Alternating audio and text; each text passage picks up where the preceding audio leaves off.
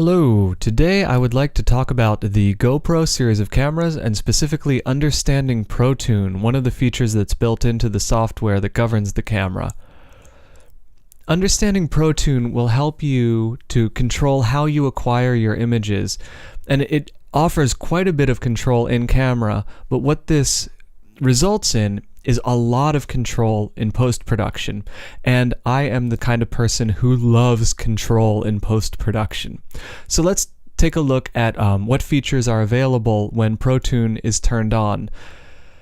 The first thing that happens when you turn on Protune is that the bitrate increases of the video file that you're recording. It's not a huge jump in bitrate. It's, like 20% higher quality than what you were filming just in normal mode.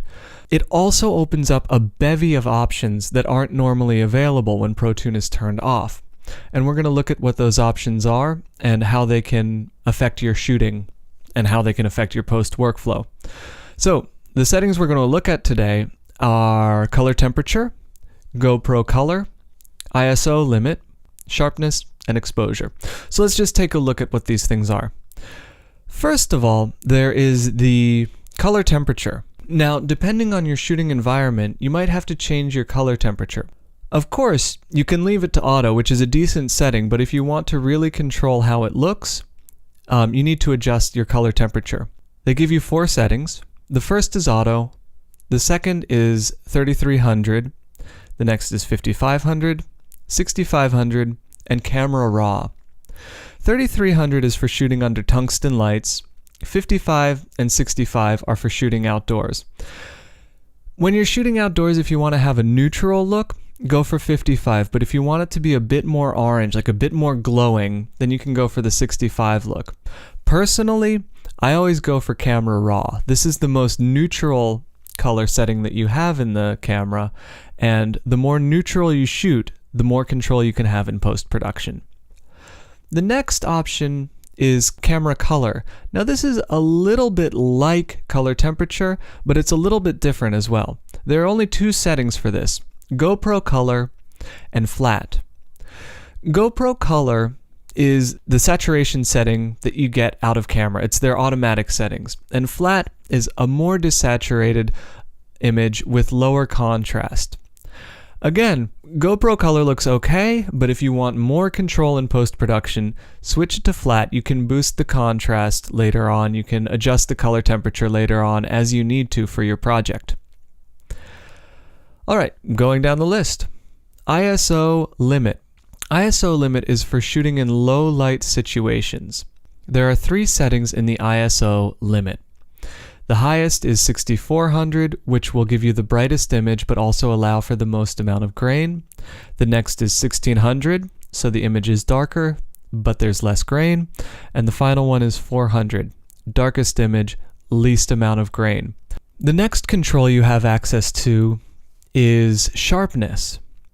Of course, if you lower the sharpening, the image is going to look a little blurry, and you'll have to come in later on and do sharpening either in Premiere or in whatever color correction software you're using. For example, this is an image with high sharpness.